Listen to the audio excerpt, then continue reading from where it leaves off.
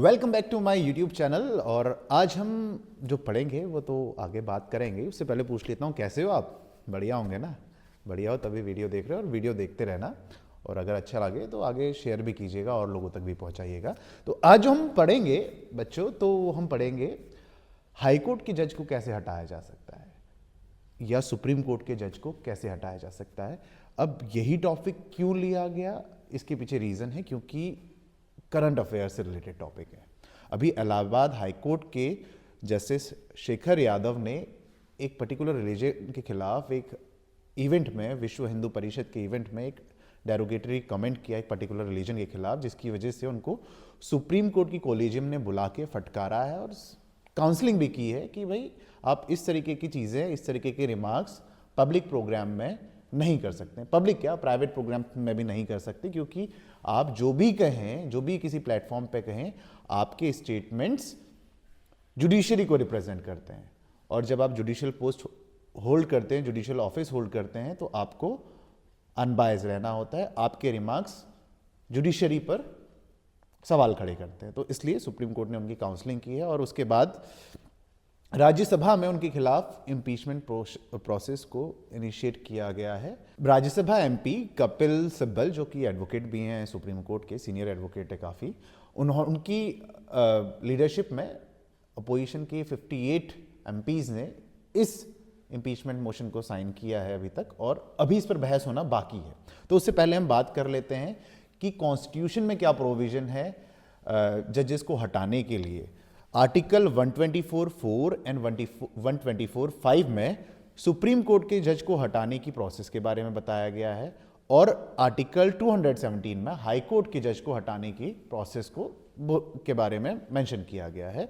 और high court के या सुप्रीम कोर्ट के जज को सिर्फ और सिर्फ या तो वो रिजाइन करके, या फिर उनकी डेथ की वजह से, या फिर प्रेसिडेंट के ऑर्डर से उनके ऑफिस से हटाया जा सकता है। इसके अलावा कोई और तरीका उनके ऑफिस से उनको हटाने का नहीं है। और प्रेसिडेंट का ऑर्डर पार्लियामेंट से आना चाहिए, तभी जब पार्लियामेंट अग्री करेगा तभी प्रेसिडेंट उनको हटा सकते हैं। तो ऑलमोस्ट इम्पॉसिबल है सुप्रीम कोर्ट के जज या हाई कोर्ट के जज को हटाना। तो इम्पीचमेंट प्रोसेस की बात करते हैं, उसके बाद बात करेंगे कि किन किन जजेस के खिलाफ इम्पीचमेंट प्रोसेस शुरू हुआ है, कौन कौन से जजेस ने इम्पीचमेंट प्रोसेस को फेस किया है। तो जब हम इस इम्पीचमेंट प्रोसेस की बात कर रहे हैं, तो जब ये इम्पीचमेंट प्रोसेस रेज किया गया है, तो इस इम्पीचमेंट प्रोसेस की खासियत क्या है, कौन इसको रेज कर सकता है, कौन सा हाउस इसको रेज कर सकता है? तो इसका आंसर है लोकसभा भी और राज्यसभा भी। यानी कि अपर हाउस और लोअर हाउस दोनों इस मोशन को उठाने के लिए एलिजिबल हैं। ऐसा नहीं है कि लोकसभा में उठाया जा सकता है या सिर्फ राज्यसभा में उठाया जा सकता है, लेकिन एक शर्त है कि राज्यसभा में कम से कम 50 मेंबर्स और लोकसभा में कम से कम 100 मेंबर्स इस मोशन पर साइन करेंगे, तभी ये चेयरपर्सन पर की टेबल पर रखा जाएगा। तो पहली स्टेज क्या होगी? पहली स्टेज राज्यसभा में 50 मेंबर साइन करें या लोकसभा में 100 मेंबर्स साइन करें, तब ये मोशन टेबल किया जाएगा। अब जब मोशन इतने मेंबर्स ने आगे चेयर के सामने रख दिया, यानी कि लोकसभा में स्पीकर के सामने और राज्यसभा में वाइस प्रेसिडेंट के सामने, तो अब आगे की प्रोसेस क्या होगी? अगली स्टेज पर अब ये पूरा का पूरा डिस्क्रिशन है लोकसभा के स्पीकर या राज्यसभा के वाइस प्रेसिडेंट का, कि वो मोशन को एक्सेप्ट करते हैं या रिजेक्ट करते हैं। अगर वो मोशन एक्सेप्ट करते हैं तब तो प्रक्रिया आगे बढ़ेगी, अगर रिजेक्ट कर दिया तो फिर तो रिजेक्ट तो वहीं खत्म हो जाता है।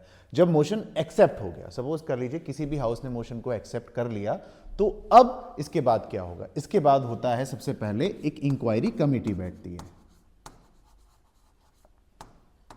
इंक्वायरी कमेटी, इस इंक्वायरी कमेटी में कौन कौन होगा, ये इंपॉर्टेंट है। इस इंक्वायरी कमेटी में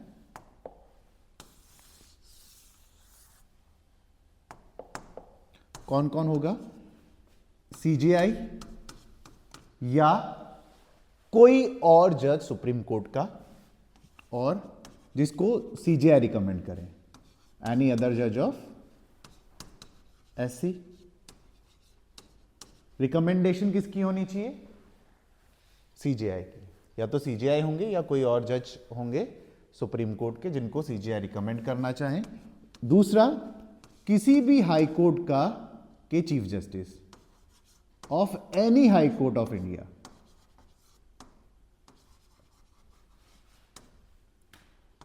और तीसरे नंबर पे आते हैं कोई भी डिस्टिंग्विश्ड जूरिस्ट।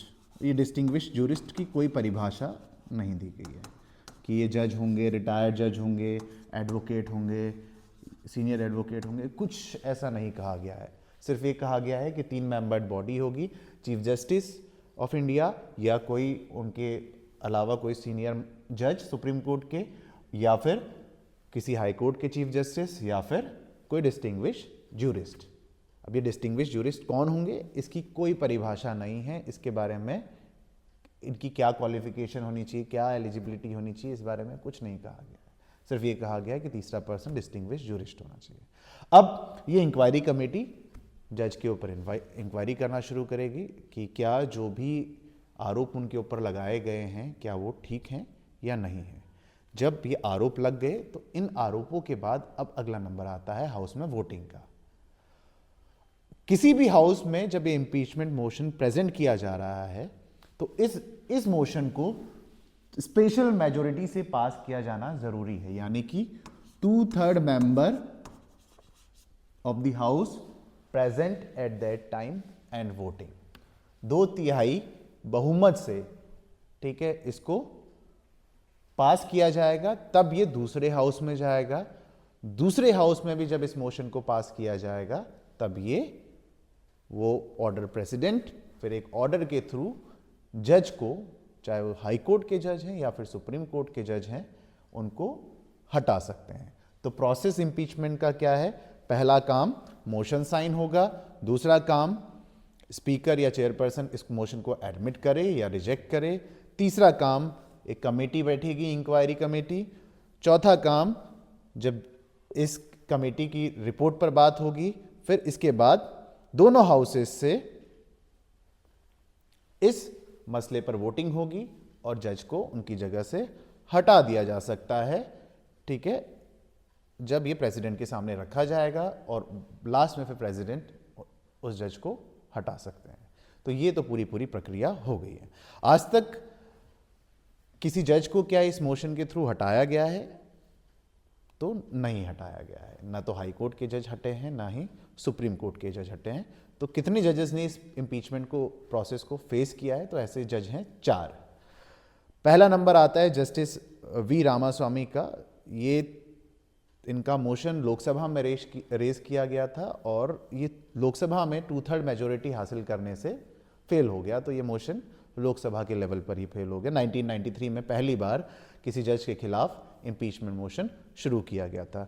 2014 में justice Sumitra Sen Calcutta high court के जज के खिलाफ भी इम्पीचमेंट मोशन शुरू किया गया था राज्यसभा में। ये पहली बार राज्यसभा में इम्पीचमेंट मोशन शुरू किया था, लेकिन ये मोशन भी चलता आगे उससे पहले ही जज साहब ने रिजाइन कर दिया था। वो इस मसले पर उन्होंने पहले ही अपना रिजिग्नेशन तैयार कर लिया था, तो मोशन ज़्यादा आगे बढ़ा नहीं। इसके बाद 2015 में justice JB Pardiwala Gujarat high court के जज रिजर्वेशन के खिलाफ, इनके डेरोगेटरी रिमार्क्स की वजह से इनके खिलाफ इम्पीचमेंट मोशन प्रेजेंट किया गया, लेकिन ये 2/3 मेजोरिटी अटेन नहीं कर पाया।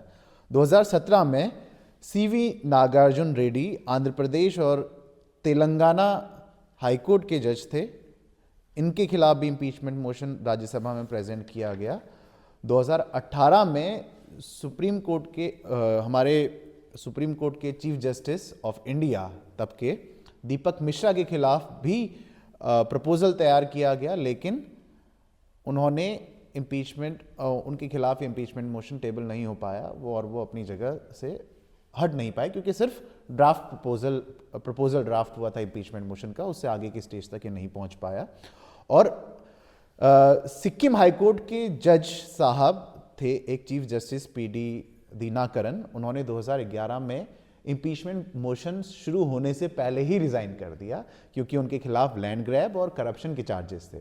तो ये कुछ केसेस थे जो हमने आपके सामने रखे। अब एक छोटी सी और बात कर रहे थे कि सुप्रीम कोर्ट या हाई कोर्ट का जज बनने के लिए क्या मिनिमम क्वालिफिकेशन होनी चाहिए, तो इस पर बात कर लेते हैं। हाई कोर्ट का जज बनने के लिए कम से कम 10 साल की आपकी किसी कहीं जुडिशियल ऑफिस आप होल्ड कर रहे हों, यानी कि आप लोअर कोर्ट में 10 साल कम से कम जज हों, या फिर हाई कोर्ट में आप कम से कम 10 साल के लिए एडवोकेट हों, तब आपको कोलिजियम रिकमेंड कर सकता है कि आप सुप्रीम हाई कोर्ट के जज बने। सुप्रीम कोर्ट की कोलिजियम बैठती है। कोलिजियम के बारे में फिर कभी और बात करेंगे, बहुत लंबा टॉपिक हो जाएगा।